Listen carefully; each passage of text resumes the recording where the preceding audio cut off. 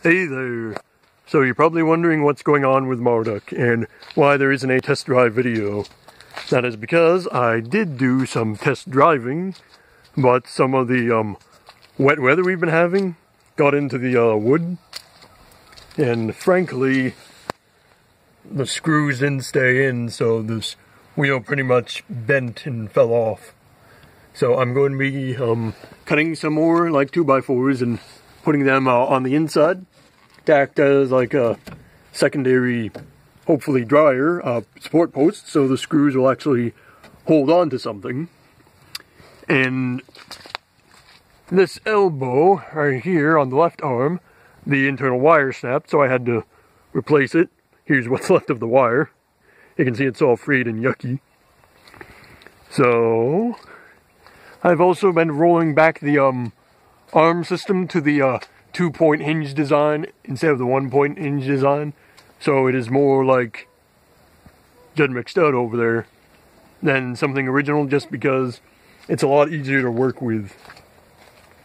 I've done that for the left arm, but I haven't yet done that for the right arm, and because I'm also rolling back the design, I need to adjust the Waldo arms inside the cockpit so that they are further out, because currently they're squishing me on either side, and that is not a good time.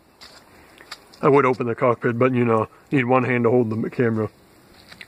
In the meantime, we've got old Judd McStud here. I'm not sure how much I've showed him off on the channel, but he is pretty much the ARM prototype for Marduk. It's how I figured out a ARM system that is slightly different from Skeletronics in some PVC stilts.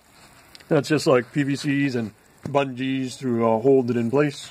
But you know, you lean forward, the foot bends. It's just, you need body weight on there. I can't bend it with my hand.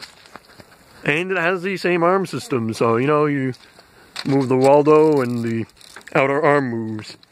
Those hands I 3D printed are gonna go right here, you know, and then I'm gonna run cables all the way up and around down to here, so then I can hold onto that and then pull on the little cables and make the fingers flex, which is going to be real cool. I'm also going to be redoing this metal out of cardboard. I'll just quickly go over and show you my stock of cardboard that I've been saving up. Look at all that. Glorious, isn't it? All these delicious boxes. They will become the people-friendly armor for Judd McStud. That way, I can take them out on, you know, sort of like little promotional events where I don't need a safety line and can interact with the public, like those Skeletronics people were doing with the initial appearance of their robot suit. So that would be kind of nice. And nope, I just saw a chipmunk over there. Oh, I don't know if you see him, but he's hiding behind the snowbank. Nah, you can't see him. Too bad. All sorts of little critters around here.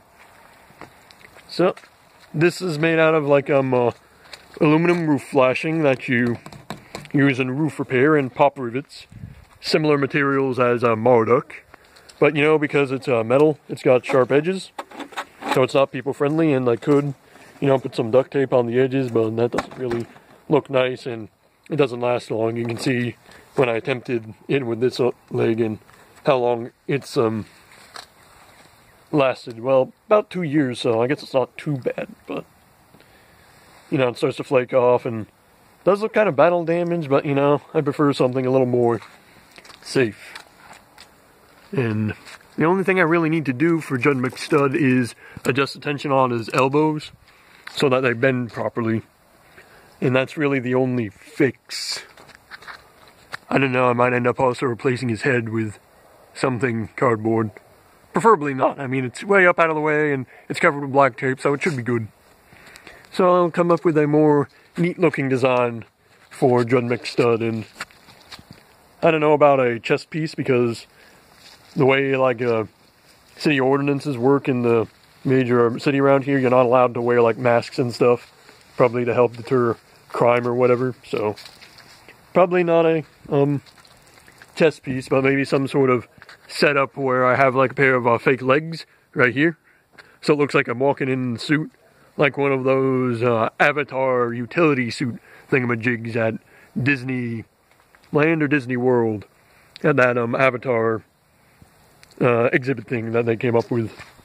So those are the plans of development for little Judd McStud here and big ol' Marduk. I mean, hopefully I can get this fix done, if not tonight, within the next few days.